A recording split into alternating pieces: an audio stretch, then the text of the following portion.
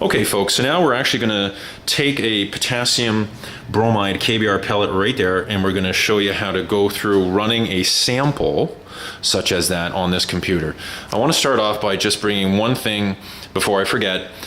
Over the years, and this has never failed, in whether it's this instrument or whether it's this UV instrument or some of the others, and we make a joke and say we think there's a gremlin in the instruments software today. This one, for instance, you get these inverted absorption on the picture of the spectra on the screen. You're saying, oh my God, what's going on? When in doubt that you think the software is kind of misbehaving, when in doubt, you can simply close the software, reopen it. Even if that doesn't work, if you're really concerned on that day, and I've had to do this, you can even shut down the computer, restart it. So here in the IR, it's the same thing. Sometimes when you wake up the computer, this is what it's going to show. So even if you walk in and it says lab 1, you just click on that and it's going to load up as normal Windows would. Let this do its thing. Okay, so what you want to do to open up the infrared software, where are we? There we go. Spectra, see the three little colors? It says Spectrum. Double click on that. The first window you're going to see, it's thinking, aha. So this first screen is prompting us, and see on the bottom it says Activate IR Assistant. Some students have asked about this. When in doubt, just click OK. We don't need the IR Assistant. If you click yes, it walks you through an automated program someone has built, and we can alter that at any time we want. So you don't want to do that. You can just click OK, and it's going to wake up this screen, and they call it graph 1. This is where you're going to see the spectra that you collect from the instrument. And right here on the top toolbar, you can see how what we want to do first is scan a background. See, it's BKGR. That's what we're going to do in a minute. First thing you do, you open the lid, and you want to make sure that nothing has been left right in here. And you can see that red dot. There's a laser that's associated with some form of alignment. I mean, I don't know off the top of my head exactly what this does. That red laser is not the infrared light. And you'll see right here, there's this switch. Sometimes students hit this by accident. That red light is no longer there. The IR radiation is still going through, and you can still get an infrared spectrum. But sometimes when I'm looking from the side to see if the beam is going to go through my sample, even if I'm using, say, half a KBR pellet because mine broke, make sure you turn that, and you can see that you bring that back on. And then what we're going to do, now that this is empty, close the lid. We want to get a background scan. So go over here and we'll click on background. And this screen comes up showing you, and I think it does 4 scans, something like that. So you'll see the first scan come up in a second. There it is, and it's going to do this a few times. This long absorption in the middle, that's carbon dioxide. These little ones here are hydrocarbons. These fine structure like this are usually associated with the vibrations that any particular molecule that's in that atmospheric air can do. So that's what we're seeing. We're seeing an infrared spectra of the air in that compartment. And this is another thing, I'm kind of glad it happened today. Sometimes this happens. It says scan failed, ADC overload. It turns out, and we called the company, there is a way that we could align this to make the electronics a little more precise. This still gives us a great spectrum anyway. So again, right here, when in doubt, just click OK, and miraculously, like nothing happened, it says, a spectrum of this name exists. Please respecify. Okay, that doesn't normally happen, so I'm going to cancel that. They're calling it background 1. I'm going to get rid of that. This is interesting that it happened, so it's a good thing I got this on video. Normally, it comes up.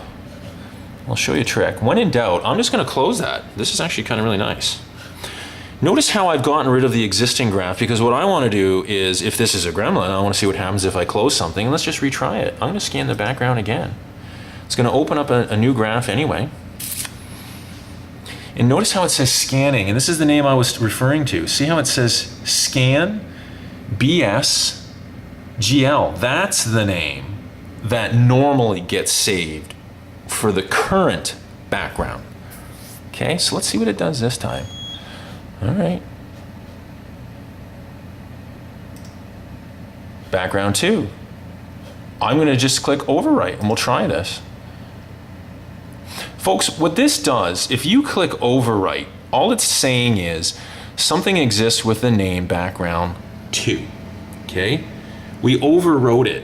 And the way that this software works is whatever background you just ran and have just saved now becomes the spectra that's going to get subtracted from your sample we're going to put in now. So this is fine.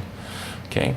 That's an infrared spectra of the gas that's in this compartment, which is nitrogen, oxygen, a little bit of water, maybe some hydrocarbons, a small amount, carbon dioxide. That's what we're seeing. We want to subtract that. So we're going to grab this. And I don't have multiple hands here, so forgive me. There's 2 slots right here. So I have to very carefully, and this metal thing in my hand is actually quite heavy, and I'm putting it into a plastic. So notice how my fingers are here, and I'm just going to lower it slowly. I can't tell you how many students I have seen, and I've done it myself, when I'm lowering this in, I drop it and it falls in.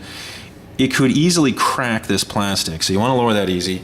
This is our sample, and the other thing I want to show you is, remember I was talking about that red sort of light? I'm getting an angle here. Ah, you can see it right there. See how you can see the red laser light is going through. If I had cracked that KBR pellet in half, sometimes I put the half in there and I lightly snug it up in a position that when I put it in here, the light goes through the half of the KBR pellet. So I've even run it that way, and that's why it's nice to see the laser. Close that, come over here, and now we want to scan. Scan means I'm going to scan sample, and the way this is set up, it's automatically going to subtract the existing background that we just overwritten and saved. So scan.